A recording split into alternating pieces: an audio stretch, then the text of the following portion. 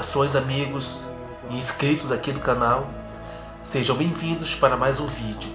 Bom, em primeiro lugar eu quero dizer que eu gosto desse filme, O Exterminador do Futuro 3, A Rebelião das Máquinas, que na verdade é uma cópia descarada do segundo filme, né? Só muda ali algumas coisas, tipo o vilão, que é uma vilã, que é a TX, o T-800, mais uma vez retorna como personagem principal, né, o nosso querido Arnold Schwarzenegger, mas basicamente a história é a mesma, né, é a mesma assim. E na minha opinião, eu como fã da franquia O Exterminador do Futuro, o pior filme da franquia é o Gênesis. Mas hoje vamos nos concentrar no terceiro filme. Bom, eu tenho uma curiosidade muito interessante que eu vou compartilhar com vocês. Bom, na verdade, o Schwarzenegger, quando ele foi convidado, né, enviaram para ele o roteiro, ele foi pedir conselhos ao James Cameron.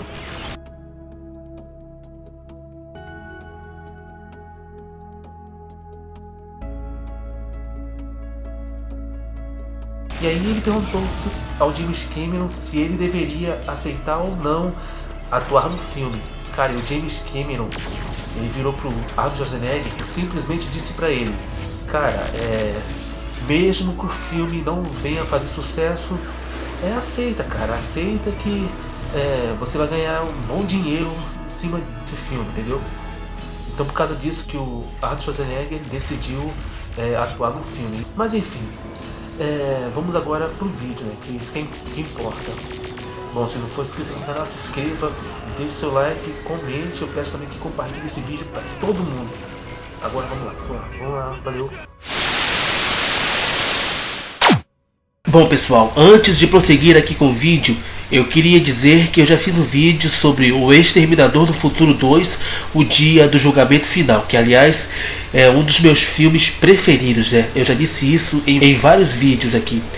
Mas eu vou deixar o link desse vídeo fixado no primeiro comentário, caso você queira assistir, conhecer curiosidades interessantes sobre aquele filme, é só clicar lá, valeu? Vamos continuar aqui.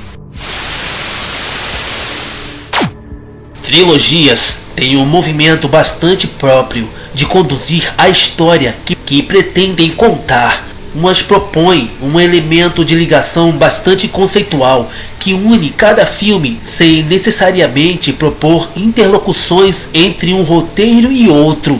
Outras tantas organizam os filmes de maneira complementares, dando seguimento a um enredo geral. O caso é que trilogias nos cativam, intrigam e levam muita gente às salas de cinemas. A trilogia O Exterminador do Futuro, ao que pode ser observado, não foge à regra. Assim, temos uma eletrizante abertura em O Exterminador do Futuro, que conquista a excelência e notoriedade por apresentar um enredo que é, por si só, interessantíssimo. O Exterminador do Futuro 2, O Dia do Julgamento Final, eleva a história ao ápice por contextualizar o elemento Dia do Julgamento. O terceiro filme do grupo, todavia, chega de maneira um tanto inesperada, como um retorno a uma sequência já finalizada e bem resolvida. Caberia então a O Exterminador do Futuro 3 apresentar o desfecho ou o resgate mercadológico de uma franquia já finalizada há 12 anos. O Exterminador do Futuro 3 chega, portanto, aos cinemas com o subtítulo A Rebelião das Máquinas.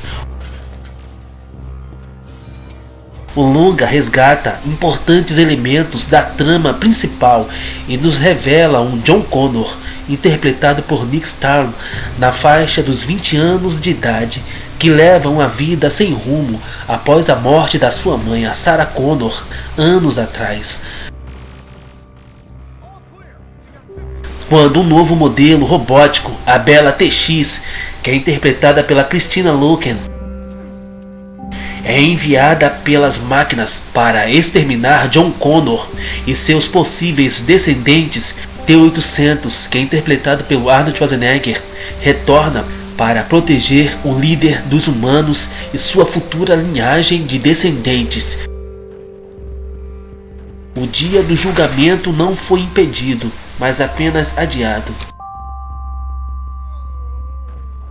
Se tirarmos Clara Denis, que interpreta Kate Bristol, a futura senhora Connor, uma TX feminina e absolutamente letal, e um Nick Starr que consegue colocar abaixo o bom caminho construído pelo jovem Edward Furlong como o primeiro John Connor, não há absolutamente nada de muito novo para ser acrescentado à história a partir daí. O que faz o Exterminador do Futuro 3, A Rebelião das Máquinas, é repetir uma antiga fórmula já vista nos 2 primeiros filmes, sem contribuir com muita coisa. É neste momento que percebemos a falta que James Cameron faz no universo que ele idealizou. A Rebelião das Máquinas é o único filme da trilogia que foi produzido sem o James Cameron.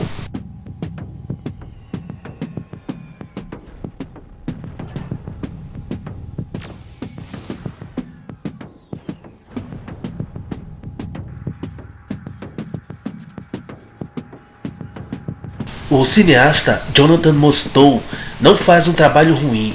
Entretanto, o diretor foi sábio o suficiente para manter o império construído por James Cameron ao limitar-se a trazer um mais do mesmo extremamente bem feito. Por isso, ainda que sem grande relevância, O Exterminador do Futuro 3, A Rebelião das Máquinas, não decepciona. Pelo contrário, o filme serve basicamente para resgatar uma franquia extremamente bem sucedida e alimentar a nostalgia dos fãs que sentiam falta de um Hasta la Vista Baby nas telonas. O Exterminador do Futuro 3, A Rebelião das Máquinas, demorou muito para ser produzido, ou seja, 12 anos depois do lançamento de O Exterminador do Futuro 2, o dia do julgamento final, porque Arnold Schwarzenegger se recusava a participar, a não ser se fosse com James Cameron na direção, que na época estava envolvido com roteiros e produções entre Titanic e Avatar, e por isso não poderia dirigir O Exterminador do Futuro 3, A Rebelião das Máquinas. Arnold Schwarzenegger só mudou de ideia quando o próprio James Cameron o aconselhou. Aceita de uma vez, mas peça um cachê absurdo. E assim foi feito, e o Arnold Schwarzenegger ganhou 29 milhões e 25 mil dólares pelo seu trabalho em O Exterminador do Futuro 3, A Rebelião das Máquinas, um cachê recorde na época.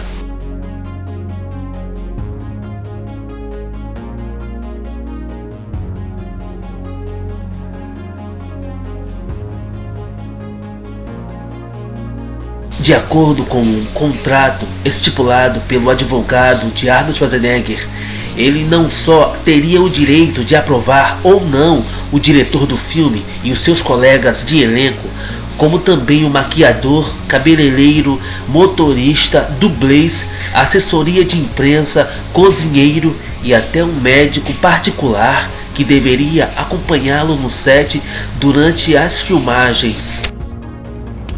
Vin Diesel, Famke Janssen, Carrie-Anne Moss, Gwyneth Paltrow e até Shaquille O'Neal foram considerados para interpretar TX. Ridley Scott e John McTiernan foram considerados para assumir a direção de O Exterminador do Futuro 3, A Rebelião das Máquinas, após James Cameron deixar claro que não tinha interesse em voltar para a direção. Ang Lee também foi convidado para assumir a direção, mas ele preferiu dirigir o filme Hulk, que foi lançado no mesmo ano, 2003. Michael Bay também foi convidado para assumir a direção, mas ele preferiu dirigir Os Bad Boys 2, lançado também em 2003. Linda Hamilton foi convidada para reprisar o papel da Sarah Connor, mas ela não aceitou por considerar sua participação muito pequena. Ela morreria no meio da trama. O envolvimento da personagem foi substituído por uma fala num diálogo de John Connor que explica que a mãe teria morrido de leucemia anos atrás.